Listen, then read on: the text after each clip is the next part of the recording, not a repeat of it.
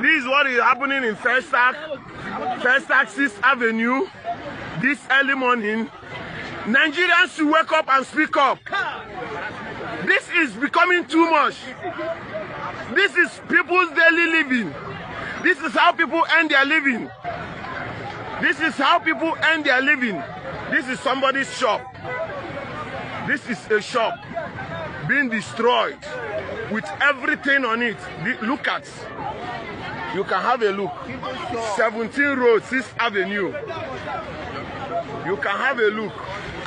Take a look of this. Sanwo-Olu, Governor Sanwo-Olu of Lagos State.